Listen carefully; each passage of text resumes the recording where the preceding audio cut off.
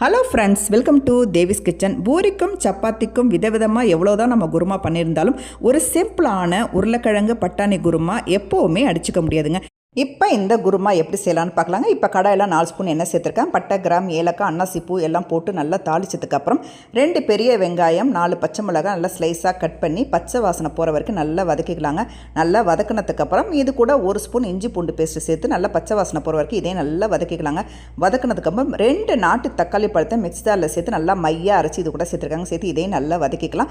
எண்ணெய் பிரிஞ்சு வர வரைக்கும் நல்லா வதக்கினதுக்கப்புறம் இதுக்கு மசாலா பொருட்கள் என்னென்னு பார்த்தீங்கன்னா, அரை முடி தேங்காய், 1 கப் பொட்டுக்கடலை, 2 ஸ்பூன் சோம்பு, 4-5 முந்திரி பருப்பு, தேங்காய் தண்ணி இது கூட சேர்த்துருக்காங்க. தேங்காய் தண்ணி சேர்க்கும் போது ரொம்பவே டேஸ்ட்டாக இருக்கும். நார்மல் தண்ணி கூட சேர்த்துக்கலாம்.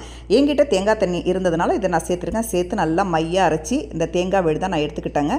இப்போ நல்லா வதங்கின தக்காளி வெங்காயத்தோட 4 உருளைக்கிழங்கு நான் வேக வச்சு சேர்த்துருக்கேன். அதுக்கப்புறம் 2 கைப்பிடி பட்டாணியும் சேர்த்துருக்கேன். வேக வச்ச பட்டாணியும் சேர்த்துருக்காங்க. சேர்த்து நல்லா மிக்ஸ் பண்ணிக்கலாங்க. இப்போ இது கூட 1 ஸ்பூன் தேவையான உப்பு சேர்த்துருக்கேன். 1 ஸ்பூன் கரம் மசாலா சேர்த்துருக்காங்க. சேர்த்து நான் ஒரு 2 நிமிஷம் நல்லா சிம்மில் கொதிக்கட்டுங்க. அதுக்கப்புறம் அரைச்சி வச்சிருந்த தேங்காய் விழுதை இது கூட சேர்த்துக்கலாங்க. சேர்த்து ஒரு 2 நிமிஷம் மட்டும் சிம்மில் நல்லா கொதிக்க வைக்கலாங்க. ரொம்ப நேரம் கொதிக்க வைக்க வேணாம். ஃபைனலாக பார்த்திங்கன்னா பெருங்காய பொடி 1 ஸ்பூன் சேர்த்துருக்காங்க. பெருங்காய பொடி சேர்க்கும்போது நல்லா வாசனையாக இருக்குங்க இந்த குருமா. அதுக்கப்புறம் கடைசியாக 1 கப் 1 கைப்பிடி கொத்தமல்லி தலையை சேர்த்துருக்காங்க. சேர்த்து நல்லா மிக்ஸ் பண்ணிக்கலாங்க. மிக்ஸ் பண்ணதுக்கப்புறம் ஒரு சுவையான சூப்பரான உருளைக்கிழங்கு பட்டாணி குருமா ரெடி.